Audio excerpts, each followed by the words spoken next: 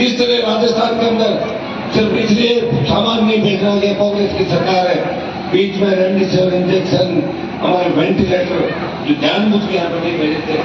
पहला अगर international flight पे रोक लगा देते केरल में, जिसको पकड़ा था कोविड पेशेंट को, तो मेरे हिसाब से देश को दूसरे जो दौर था, जब ऑक्सीजन सिलेंडर के अभाव के अंदर लाखों नौजवानों ने तोड़ दिया, उस दौर से नहीं गुजरना पड़ता। लेकिन अहंकार, घमंड और अपने आप को भगवान का अवतार नरेंद्र मोदी मानते। मैं उनके पास रहा था और जब किसानों का मामला आया, हम एनडीए में थे, हमने कहा साहब किसान के मामले में आप ऐसे नहीं कर सकते, एनडीए के बल पर आप सत्ता में आओ, अकेली बीजेपी कभी नहीं जीत सकती। एनडीए हर किसी का सहयोग करो अलग अलग और उसके बाद उनको खत्म करते जाओ। इन्होंने माना नहीं। और भाइयों, या तो पंजाब के अकालियों ने सत्ता को ठोकर मारी और राजस्थान में अगर किसानों के सम्मान के अंदर जिस नौजवान की सबसे नई पार्टी थी वो चाहता था मोदी अमित शाह मंत्री बन सकता था, लेकिन किसानों के सम्मान के अंदर मंत्रिपद को ठोकर मारी और 70 दिन राजापुर बॉर्डर को जाम करके वो बैठा रहा आप लोगों के लिए।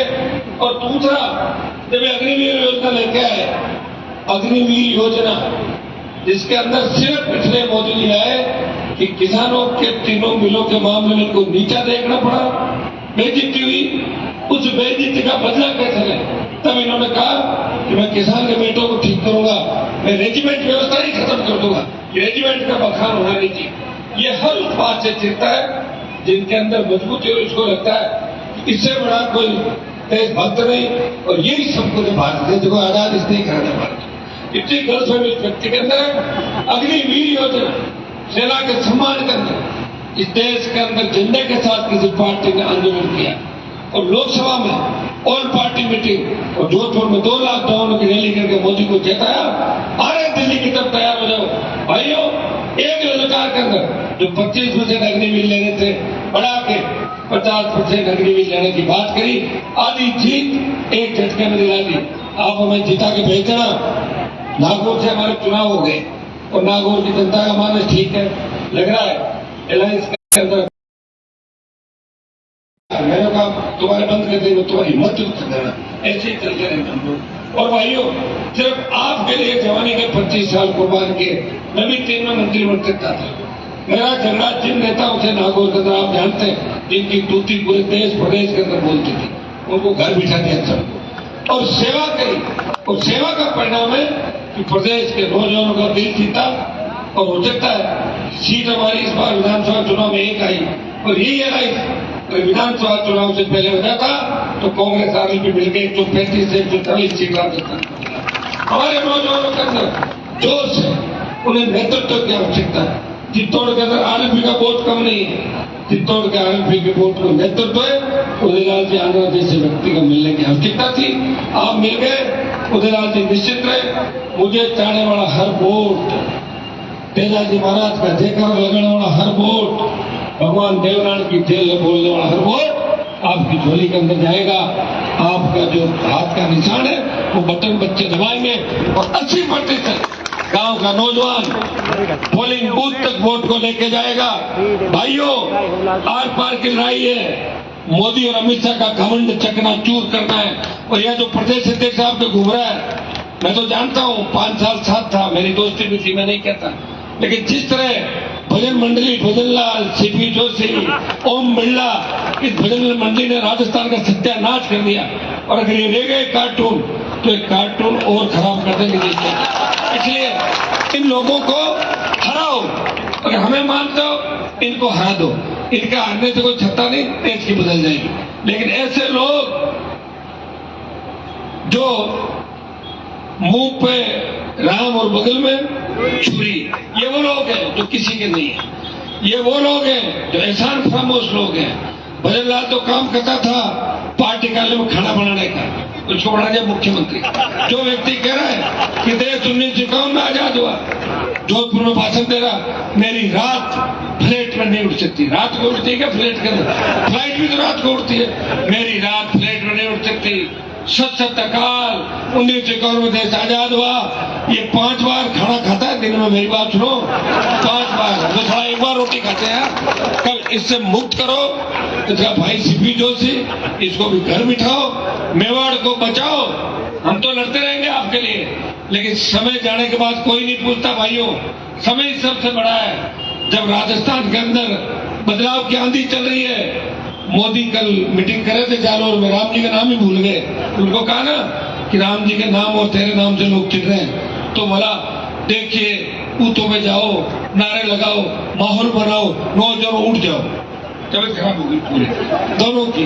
पहले राउंड की जो सीट मतदान हुआ, वो लगा कि पहले राउंड में भाजपा पूरी तरीके से हार रही है, सेकंड राउंड बाकी।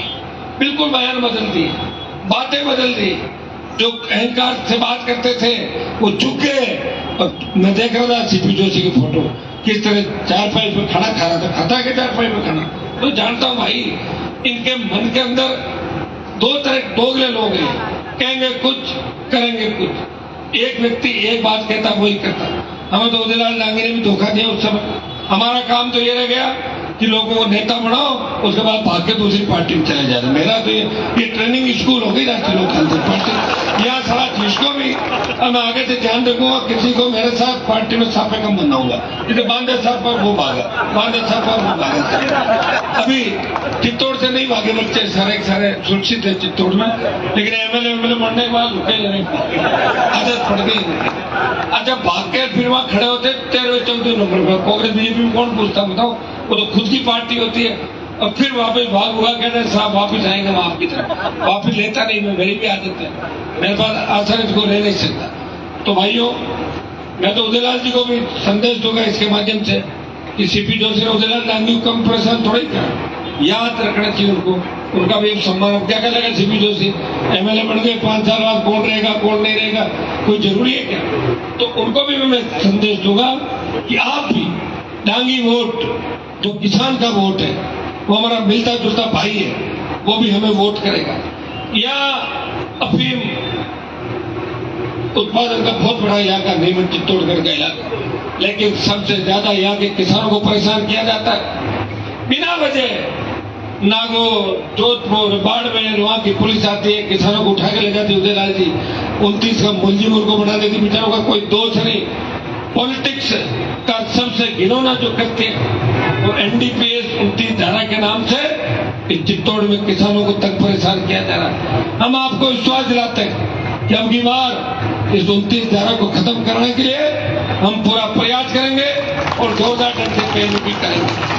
पहले राउंड का जो रिजल्ट आ रहा है, 102 सीटों पे चुनाव हुए हैं राजस्थान देश के अंदर, और उसमें 50 से ज्यादा सीटें इंडिया अलायंस जीत रहा है, बराबर पे आ गए इंडिया अलायंस। और सेकंड और थर्ड राउंड अगर इसी तरह निकल गए, वो दिन दूर नहीं जब मोदी को घर बैठना होगा और सत्ता इंडिया अलायंस के हाथ के अंदर होगी, और सत्ता अगर उनके हाथ में होगी तो आधे से ज्यादा ये लोग जेल के अंदर जाएंगे। ये भी मैं आपको बताना चाहता हूँ। ये बार बार ईडी, इनकम टैक्स और सीबीआई का डर बता के जिस तरह लोगों को भाजपा ज्वाइन करा रहे, जिस तरह लोगों को हाथ में अपने जूते पहन रहे हाथों से। मेरे नागौर के 2-3 हमारे समाज के नेता बेचारे, उनको कहा मैं जूते पहनाओ, जूते पहनाए उन्होंने, नहीं तो केस मुकदमा पेंडिंग है ना, तो बोले वो केस का क्या करते बदमाश लोग हैं। तो इन बदमाश लोग से हमें सावधान रहना है। मैं आपको अपील करता हूँ कि यहाँ सबसे बड़ी दिक्कत एमपी साहब, ये सबसे बड़ी दिक्कत है। एक तो मातृकुंड डैम से पानी की बात आप करे थे कपासर, हम आपको विश्वास दिलाते हैं दोनों भाइयों को मिलकर लड़ते हुए आप देखोगे लोकसभा के अंदर, ये मैं आपको भरोसा दिलाता हूँ। बड़ी इंडस्ट्री यहाँ पे खुले और बड़ी इंडस्ट्री खुले, हम कानून बनवाएंगे, रोहित जी और विधानसभा में उठाएंगे मामला, और हम लोकसभा के अंदर कि स्थानीय इकाइयों में 80% नहीं ये उठाएंगे ना, इन पे डाल देना विधानसभा, इस्तीफा देने से पहले उठा जाएंगे। बड़ी इंडस्ट्री के अंदर जमीनें हमारी, प्रदूषण गांव के अंदर, लेकिन रोजगार हमारे बच्चों को नहीं। तो 80% स्थानीय इकाइयों में रोजगार मिले, ऐसा कानून हम बनवाएंगे। आसपास की जो इंडस्ट्री में लोकल बच्चों को नौकरी मिले। दरीबा माइंस की गुंडागर्दी चल रही है बार बार, तो मैं आपको विश्वास दिलाता हूँ इसको भी ठीक करने के लिए एक दिन हम दोनों आएंगे यहाँ पे और बच्चों को रोजगार दिलाएंगे। और अफीम के मामले में सारी बात आपके सामने रखी। हमने आरएलपी पार्टी का गठन किया, कर्ज मुक्त किसान, फ्री बिजली, टोल मुक्त राजस्थान, सशक्त लोकायुक्त, युवाओं को रोजगार प्रयास किया। और प्रदेश में पहली बार किसी नौजवान ने सत्ता को ठोकर मार के लड़ता रहा। और जब लगा देश के अंदर जब किसानों को आवश्यकता है, अब देश के अंदर लोकतंत्र को बचाना है, लोकतंत्र खत्म हो रहा है। इलेक्ट्रॉल बॉन्ड के नाम से जिस तरह गोमांस निर्यात करने वाली कंपनी से 250 करोड़ रुपए ले लिए, गाय का मांस निर्यात करने वाली से। आप देखिए लंपी में किस तरह गौमाता ने दम तोड़ा। जब लोकसभा में मैं लंपी में भाषण दे रहा था तो बीजेपी के कई एमपी पीछे से हंस रहे थे कि कहाँ है लंपी, उनको पता नहीं। उसके बाद बुरी तरीके से लंपी आई और लाखों गाय राजस्थान में दम तोड़ गई। ये लंपी का टीका 2019 में ये लोग चाहते तो बंगाल उड़ीसा में जो लंपी आई थी टीका ईजाद कर देते, लंपी से गाय की जान नहीं जाती। भाइयों, इतना भ्रष्टाचार देश के अंदर, सिर्फ अडानी अंबानी दो ही परिवार, दो हो गए गुजरात के गृह मंत्री प्रधानमंत्री, दो हो गए उद्योग, चारों व्यक्ति गुजरात के अंदर जा रहा सारा मामला। देश डूबता जा रहा है, बर्बाद होता जा रहा है। हमें तो ईश्वर का शुक्र है कि पहले चरण का जो मतदान हुआ उसमें रामनवमी थी, हमने सोचा दंगे करा के जीत रहे हैं तो दंगे रहे, पहला चरण तो ठीक हो गया तो मामला ठीक है। आपको इन चीजों का भी ध्यान रखना है कि चुनाव के समय ये कुछ भी हल्का काम कर सकते हैं। बहुत परेशान है लोग, जैसा रोहित जी ने आपको बताया कि बेटियों की निगरानी भी रखनी। वैसे तो बेटियों की निगरानी रखने के लिए अपने सारे कर्मचारी सब लोग अपने ऐसा नहीं होने देंगे, लेकिन अपने को भी बेटी जब तक जमा नहीं हो जाए तब तक अपने को उसका पीछा करके और वहां तक करवा के आना। ये लोग कुछ भी कर सकते हैं, ये बेरूपी है। ये नोटंकी करने के अंदर इनसे ज्यादा किसी की मास्टरी नहीं। कोई मीडिया वाला खिलाफ लिखे ईडी भेज देंगे, कोई अखबार प्रिंट मीडिया, आपका ये electronic media, social media ban करना, हर तरीके से हथकंडे इन लोगों ने अपनाए। दो मुख्यमंत्री जेल में, भाई ऐसा थोड़ी होता।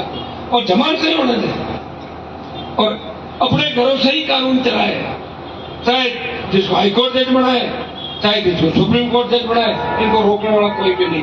इसलिए इस बार हमें लोकतंत्र को बचाना है। हमारे कैंडिडेट ने तो भाषण दिया था कि अगर 400 पार आ गए तो संविधान ही बदल देंगे। संविधान मैंने तेरे गांव में थोड़ी बना था जो बदल देंगे, संविधान तो बाबा साहब ने बनाया था, तुम्हारे बाबा जी नहीं बनाया, भीमराव अम्बेडकर जी ने बनाया था। वो किसी से नहीं बदल सकता। और 2 ही दिन में इनको कहना पड़ा कि संविधान नहीं बदलेंगे। ये बोले संविधान बदल देंगे, आरक्षण खत्म करेंगे और चुनाव पे भी रोक लगा देंगे।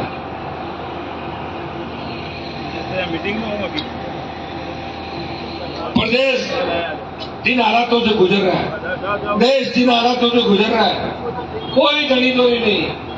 मैं के पास रहा उदयलाल जी, कैबिनेट मंत्री अमित शाह के सामने बैठते थे, उनसे तो हम ठीक थे, जाके बैठ जाते जब भी। एक हिटलर की तरह शासन करना और भारी भ्रष्टाचार करना। और तेबीस सरकारें गिराना देश में, कितनी 23 चुनी हुई सरकार गिराई। राजस्थान की सरकार भी गिरते गिरते बची थी, तो आप लोगों ने हिम्मत रखी। हम तो उस समय गिराने में थे, देखो मैं था, हम भाई उनके झांसे में थे तो गिराने में थे हम लोग, लेकिन ये बचाने में थे, ये बचा ले गए, गिरी नहीं। फिर हम सोच रहे अच्छा नहीं गिरती तो सत्यानाश हो जाता राजस्थान की। ठीक रहा, कोविड आ गया।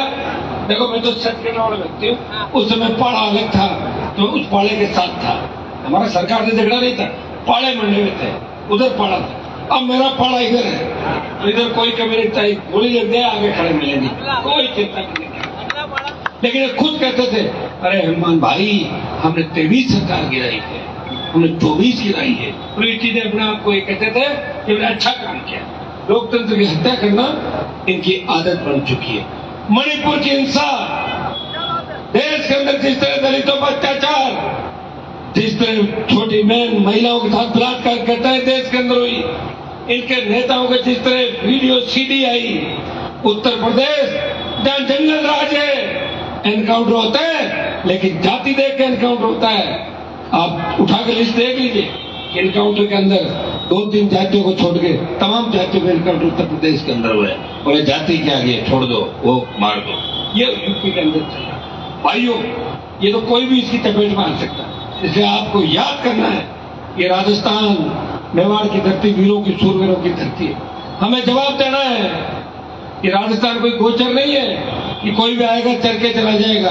पिछली बार 25 हो गई होगी, इनसे नहीं हुई। मैं 7 था पिछली बार, ये तो मेरी जोड़ लो और 5-7 आठ मेरी वजह जोड़ लो, तब 25 हुई थी। अब की बार हिम्मत रखे आप। और मेवाड़ से उस भाई सीपी जोशी जी को भी क्या कि बहुत ज्यादा अपने आप को सुपर सीएम समझता है, उसको भी यहाँ रखो आप वापिस। या एक बार सेवा करे गाँव-गाँव, उनको बड़ा शौक है कि मैं गाँव-गाँव सेवा करना, तो सेवा कराओ गाँव-गाँव। क्या आवश्यकता बताओ मुझे।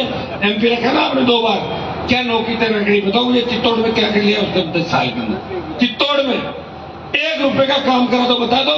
उससे ज्यादा तो मैं ठीक हूँ, तो 2000 करोड़ रुपए सड़कों के दिल्ली से ला के लाया नागपुर से। तो विपक्ष को फिर भी कम से कम बड़ी बात तो रख सकता हूँ। ये जो सारा कोकस है, इस कोकस को भजन लाल, सीपी जोशी, ओम बिरला, इस कोकस को खत्म करना है और राजस्थान को बचाना है। मैं वोट की अपील करने चित्तौड़ की धरती पर आया हूँ, हर जगह नहीं जा पाऊंगा।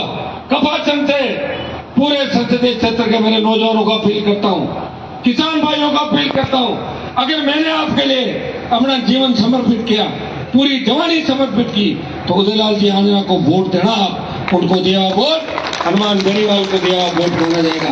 मैं वोट की अपील करने आपके बीच आया हूँ। कपासन से बल्लभनगर, मावली, चित्तौड़, बेबू, निमाड़ा, सादड़ी, जहां जहां किसान के बैठे हैं, अगर भारतीय जनता पार्टी के अंदर वो काम निकलवाना चाहते हैं सत्ता का, कोई दिक्कत नहीं। गाड़ियों में तेल सीपी जोशी से भरा लो और वोट उदयलाल जी आंजना काम बीजेपी से करा लो। हमारी तरह सीखो ना नागौर की तरह, काम इधर से वोट इधर। इतना होशियार बनोगे तब इन धोखेबाज नेताओं का इलाज होगा। कर दोगे कि नहीं कर दोगे इलाज? कपासन के अंदर विधानसभा चुनाव में कितनी बड़ी रैली आपने कही थी, वोट 31-32 हजार है। तो अब की बार कपासन से उदयलाल जी को कम से कम 50,000 वोटों की बढ़त दिलाओगे कि नहीं दिलाओगे? पक्की बात है। और दोबारा आज हमारी हाजिरी निकलना प्रयास करूंगा मैं वापस आने का, 2 दिन का समय, लेकिन हमारी टीमें आज से जो है सारी उदयलाल जी के लिए आ जाएगी। इतना विश्वास मैं आपको दिला